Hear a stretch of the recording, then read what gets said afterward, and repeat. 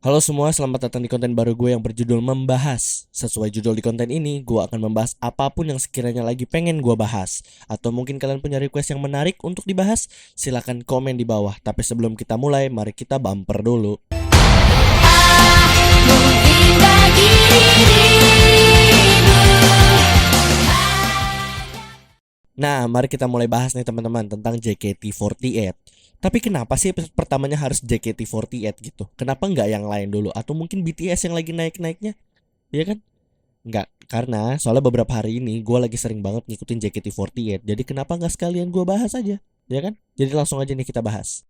Pertama, apa sih JKT48? JKT48 adalah grup idol asal Indonesia yang dibentuk pada tahun 2011. JKT48 adalah idol grup saudari bentukan 48 Group yang ada di Jepang, ya kan? Dan juga JKT48 ini adalah idol grup pertama di Indonesia. Jadi secara nggak langsung juga dia diproduseri sama Yasushi Akimoto Sensei yang ada di Jepang. Jadi di Jepang punya 48 Group sendiri kayak AKB48, SKT48, SKI48, aduh gue lupa lagi. Pokoknya ada banyak. Dan JKT48 ini adalah franchise cabang luar negerinya nih, cabang luar negerinya gitu ya kan, kayak franchise ayam goreng, nggak cuma di Amerika doang tapi di Indonesia juga ada nih. Dan juga Yasushi Akimoto itu juga yang memproduseri 48 Group, semua 48 Group nih yang ada di Jepang, di Indonesia, di Bangkok, Thailand. Pokoknya semuanya Yasushi Akimoto nih yang secara tidak langsung memproduseri. Nah, singkatnya aja nih buat kalian yang nggak tahu Yasushi Akimoto ini siapa. Yasushi Akimoto sendiri itu lahir di Meguro, Tokyo 2 Mei 1956. Dia adalah produser rekaman dan televisi sekaligus penulis lirik, penulis skenario televisi, dan sutradara Jepang.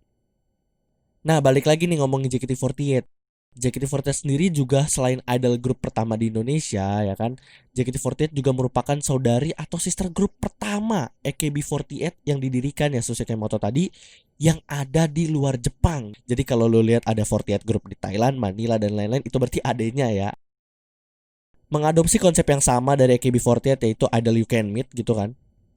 JKT48 mengadakan pertunjukan rutin hampir setiap hari di teater JKT48. Nah, kalau kalian yang ada di regional Jakarta nih, kalau kalian nggak tahu pengen ketemu JKT48 gimana sih pengen nonton JKT48, gue penasaran ya sama JKT48. Kalian bisa langsung aja datengin teater JKT48 yang ada di lantai 4 Mall Efek Sudirman di Jakarta Selatan, teman-teman. Ceritanya kamu anak baru ya? Iya. Lu enak-enak kalau jadi anak baru. Ngapain lu di sini? Lu pikir lu siapa? Lu bisa masuk ke sini lu anak baru emang lu siapa? Sakit, senpan aja sama itu.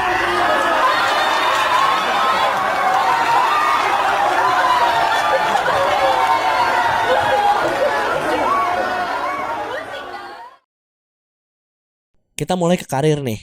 Nah, karir nih ya, kalau tadi kita udah bahas udah kenalan nih sama JKT48 secara singkat nih. Sekarang kita udah mulai bahas karir JKT48 nih ya, dimulai dari pendirian atau pembentukannya nih. Pembentukan JKT48 pertama kali diumumkan pada 11 September 2011 di sebuah acara AKB48 yang diadakan di Makuhari Messe di Chiba gitu. Wawancara untuk peserta berlangsung pada akhir bulan September dan dengan audisi final untuk finalis pada 8 Oktober 2011 sampai 9 Oktober 2011 dua hari itu. Nah, dari 1.200 peserta nih yang lamar gitu yang diwawancara, terpilih 51 pelamar yang lolos seleksi tahap kedua. Audisi tahap akhir berlangsung pada 2 November 2011. Jadi setelah disaring nih 51 tadi, terus disaring lagi dengan melalui tes menari heavy rotation yang I want you, I need you, nah yang itu. Terus juga menyanyikan lagu-lagu favorit. Terpilihlah 28 orang peserta dinyatakan diterima dan audisi ini dites langsung sama Yasushi Akimoto tadi gitu teman-teman. 28 orang peserta ini ada siapa aja? Gue lupa, ada Mova, ada Ayana, ada Melody, ada Kinal, ada banyak banget deh, ada pokoknya kalau kalian yang ngikutin JKT48 sering banget deh, udah pasti tahu banget nih. Salah satunya ada Sania Junianata juga. Pokoknya banyak banget 28 orang dari JKT48 generasi 1. Nah, kita mulai nih ke penampilan dan karirnya di Indonesia dari tahun 2011 pastinya, karena 2011 itu adalah titik awal terbentuknya generasi 1 JKT48, generasi legenda ya kan. JKT48 tampil pertama kali di televisi pada konser program musik yang kalau kalian udah nontonin TV dari dulu ya pasti kalian tahu ada namanya acara 100% Ampuh. Nah, JKT48 itu pertama kali tampil di acara 100% Ampu tanggal 17 Desember 2011. Lagu yang pertama kali mereka bawain itu adalah Heavy Rotation dengan lirik bahasa Indonesia tapinya. Nah, juga pakai kostum-kostum atau seifuku JKT48 yang kayak sekolah-sekolah anak-anak sekolah Jepang gitu. Nah, masih di tahun yang sama nih, JKT48 tampil pertama kali di Jepang dalam konser AKB48 Kohaku Taiko Utagasen. Waduh, susah banget tuh namanya tuh. Kohaku Taiko Utagasen tanggal 20 Desember 2011 di Tokyo Dome City Hall. 16 anggota JKT48 tampil di konser keluarga besar AKB48 bareng sama SKI48, NMB48, HKT48. Jadi itu yang ada di Jepang ya. Jadi JKT48 baru awal terbentuk nih langsung cus diundang untuk pergi ke Jepang untuk tampil bareng sama keluarga besar AKB48. Selain ditonton oleh sekitar 2000 orang nih penonton di Tokyo Dome City Hall. Jadi 2000 orang tuh, bayangin, orang pertama kali tampil di TV Indonesia gitu, tiba-tiba langsung pergi ke Jepang tampil di Tokyo Dome ditonton 2000 orang. Gokil.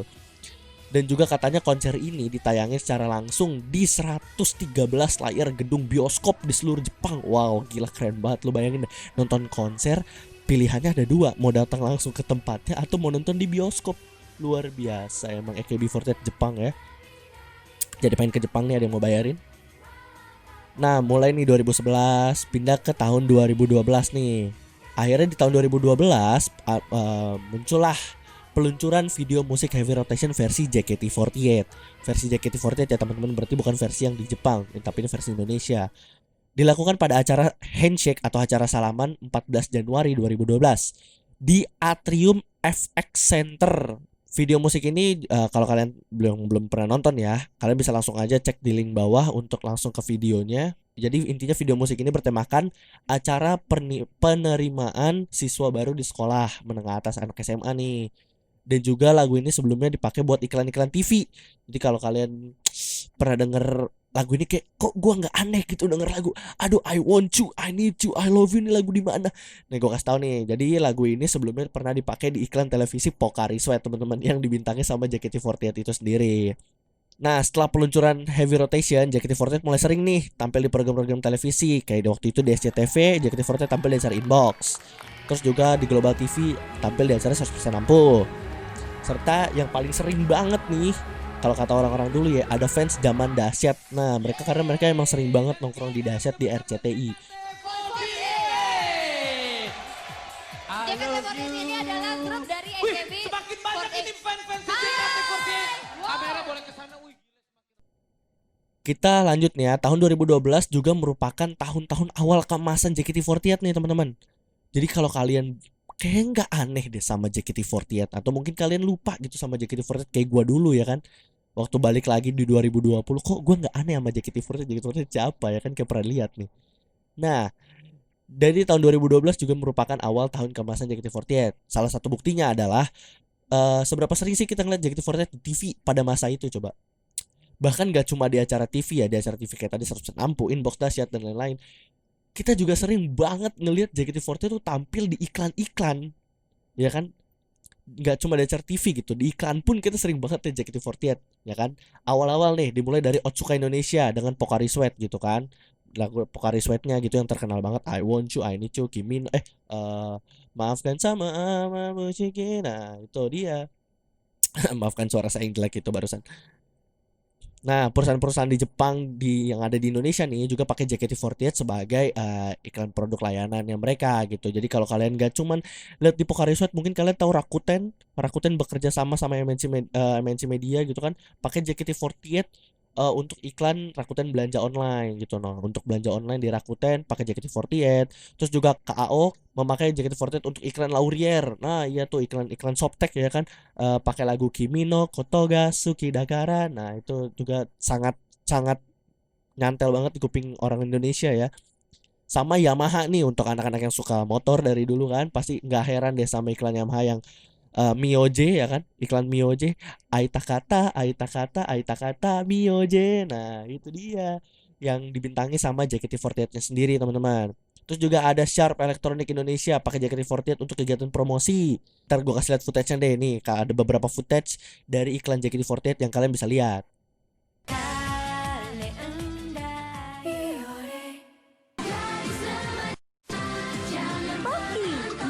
Mahalnya, tebal coklatnya. Pakai IM3, gratis SMS ke semua operator sesukamu. Mengejar mimpi, selalu Pocari Sweat. Go Ion.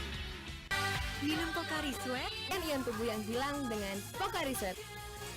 Kembalikan ion tubuh yang hilang dengan Pocari Sweat. Kembalikan ion tubuh yang hilang dengan minum Pocari Sweat. Nah, lanjut nih. Pada 17 sampai 20 Mei 2012 nih ya kan, JKT48 ini melakukan debut mereka di teater sementara nih teman-teman. Jadi kalau kalian datang ke FX Sudirman itu udah teater permanen. Nah, ini ada teater sementara nih. Ada di Gedung Nyi Ageng Serang, Pasar Festival Kuningan, Jakarta Selatan. Nah, terus JKT48 ini membawakan yang judulnya Pajama Drive nih. Ingat ya, tapi dalam versi bahasa Indonesia. Jadi kalau kalian nggak enak mainan pakai bahasa Jepang ya, kalian bisa langsung cek di AKB48-nya, jangan di JKT48-nya, oke? Nah, akhirnya nih setelah perjuangan nunggu dari 17 sampai 20 Mei 2012, nunggu terus bikin teater. Akhirnya nih tanggal 8 September 2012, teater permanen JKT48 dibuka nih di lantai 4 Mall FX Sudirman.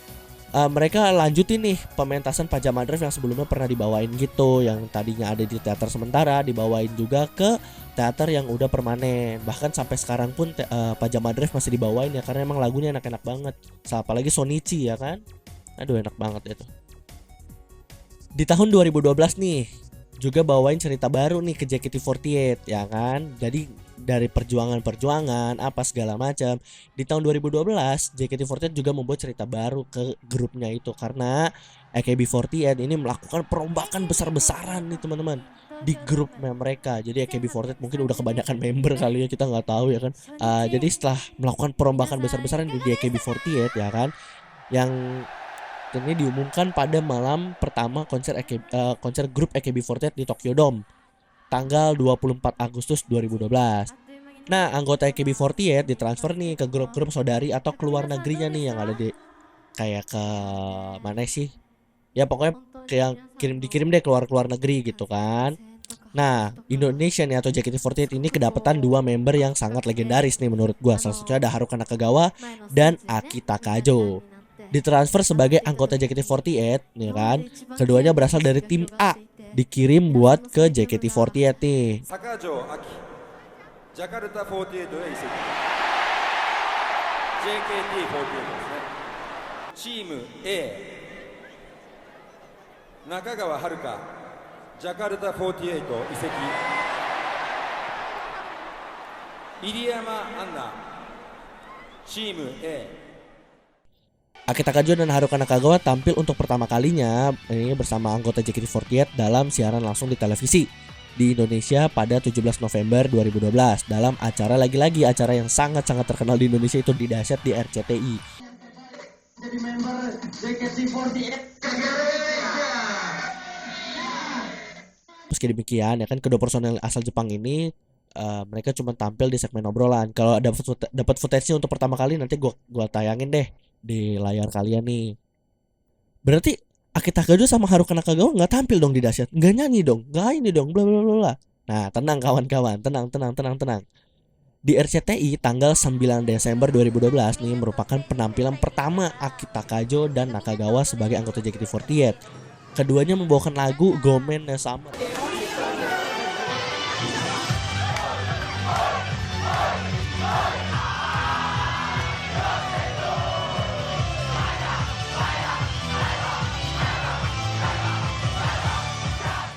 Oke, nah setelah membawakan lagu Gomen no Summer nih dalam formasi 7 orang ya, dalam acara tersebut juga diumumkan tanggal 26 Desember 2012 sebagai pertunjukan teater nih, hari pertama Akita Kajo dan Nakagawa di teater JKT48. Jadi tanggal 26 Desember 2012 itu merupakan pertunjukan pertama Haruka Nakagawa dan Akita Kajo di teater JKT48. Oke, kita lanjut nih ya. Kita lanjut ngebahas JKT48. Tadi kan kita udah kenalan nih sama JKT48 dari mulai pembentukannya yang tadinya rame banget sampai akhirnya kepilih 28 orang. Kita udah ngebahas tentang karirnya, kita udah ngebahas tentang total produsernya gitu kan. Kita udah ngebahas tentang konsepnya JKT48 itu gimana. Nah, kita udah ngebahas juga karirnya, penampilannya pertama di Indonesia tahun 2011, 12 sampai akhirnya dia punya teater sendiri. Kita udah ngebahas itu semua. Nah, setelah kita lanjut nih ya kan, JKT48 nih setelah bertahun-tahun ada masa di mana JKT48 itu yang datar aja, datar banget gitu, yang kayak ya gitu-gitu aja gitu ya kan, gitu-gitu aja gitu. JKT48 kok nggak beda gitu, nggak ada bedanya. Kenapa sih? Ada apa nih kok gitu-gitu aja? Nah, karena mungkin udah gitu-gitu doang, akhirnya JKT48 melakukan perubahan yang cukup wow banget nih, yang cukup pada saat itu cukup rame banget ya, yaitu namanya JKT48 Tribus tahun 2018 ya kan. Nah, kita mulai nih masuk ke tahun 2018 di mana JKT48 Tribus nih tanggal 8 April 2018 nih, yang pada saat itu Kamelody ya kan, Teh Email tadi bertindak sebagai general manager nih untuk JKT48 atau JOT lah ya, kita nyebutnya JOT nih, mengumumkan beberapa pengumuman penting di teater JKT48 nih ya kan. Jadi JKT48 ini menggunakan tagline baru namanya JKT48 Tribus ya kan, dengan yang tadinya moto kan idol you can meet, idol yang lu bisa temuin tiap hari, idola yang bisa lu ketemu tiap hari dengan cara nonton teater. Dan sekarang diubah jadi idol who will come to meet you, jadi dia yang nyamperin lu. JKT48 ini nih dengan tagline idol who will come to meet you ini ada beberapa rangkaian kegiatan nih yang untuk memenuhi moto idol who will come to meet you JKT48 ya kan. Salah satunya adalah dengan melakukan JKT48 Circus.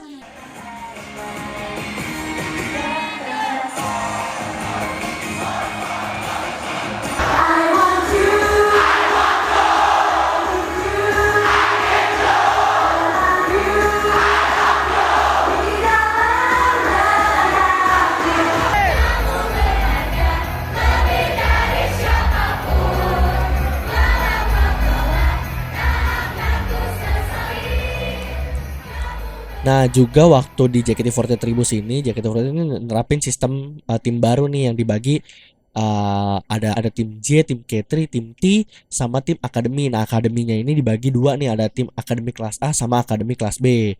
Nah, sekarang nggak tahu ya akademi kelas B-nya masih jalan apa enggak sih. Tapi soalnya gue lihat di website cuman ada akademi kelas A. Nah, kita lanjut nih. Kalau tadi kita udah ngomongin tentang JKT48, perkenalan JKT48, sekarang kita masuk ke setlist. Kita masuk ke setlist nih. Setlist itu adalah kumpulan lagu-lagu yang dibawain oleh JKT48 di teater. Nah, untuk pertama nih, setlist pertama itu udah pasti tadi Pajama Drive ya. Pajama Drive ini terus ada RKJ Renekin Sijore artinya aturan arti cinta, ada Boku no Tayo Matahari Milikku, ada Dareka no Tameni atau Demi Seseorang, ada Session Girls gadis-gadis remaja ya kan. Ada Tewo Sunagi Nagara sambil menggandeng erat tanganku. Nah, ada juga Teater no Megami atau Dewe Teater, ada Saishu Bel Ganaru, bel terakhir berbunyi, ada Bunga Matahari, ada gue nggak tahu ya waktu itu Belief termasuk setlist apa enggak ya, kayaknya Belief masuk deh. Terus ada Tadaima Renaichu, sekarang sedang jatuh cinta, ada Saka Agari yang kemarin sempat gue nonton di akhir-akhir ya karena gue baru balik ngidol di Saka Agari. Terus ada Idol no Yoake. Sekarang kalian masih bisa lihat Idol no Yoake, tinggal beli tiketnya aja. Kalian bisa tonton, lihat jadwalnya dulu. Tapi ya, lihat jadwalnya, kalian beli tiket Idol no Yoake atau Fajar Sang Idola. Ada Seifuku no Me, Tunas di Balik Seragam. Ada Romansa Sang Gadis, ada nih Flight Team T, sama yang paling baru ini ada Ramune no Mikata, dibawain sama tim K3 ya kan, dari mulai 15 November 2020 sampai sekarang. Nah, tadi kan kita udah ngebahas tentang JKT48 nih. Semoga nih ya kalian bakal kenal lagi nih sama JKT48. Mungkin yang kalian udah kenal sama JKT48 akan lebih kenal lagi, atau mungkin yang kalian lupa sama JKT48 bisa inget lagi, atau mungkin kalian yang belum pernah denger JKT48 itu apaan ya kan. Jadi kalian bisa lebih akan tahu hal baru gitu ya tentang JKT48 nih. Nah, udah nih kita udah ngebahas semuanya. Kita nggak perlu ngebahas CD promonya, DVD-nya, daftar albumnya, kita nggak perlu bahas karena itu bakal panjang banget kalau ngomongin JKT48. Jadi ini kilasan aja ya. Semoga kalian bisa lebih kenal dengan JKT48, dan mungkin kalian yang udah kenal JKT48 terus ngerasa ini ada yang kurang nih, kalian bisa langsung komen di bawah. Jangan lupa untuk like, comment, share, dan subscribe. Semoga kalian bisa lebih kenal lagi dengan JKT48. Oh iya, jangan lupa kalau kalian punya satu hal yang pengen dibahas, kayak bahas lagi tentang JKT48, belum lagi film-filmnya ya kan, acara TV-nya belum. Silahkan komen di bawah, nanti kita akan bahas lagi teman-teman untuk masing-masing yang lebih detailnya lagi. Oh ya, sekali lagi jangan lupa like, komen, dan subscribe. Sampai ketemu di konten selanjutnya, yaitu konten membahas di episode selanjutnya. Dadah, see you.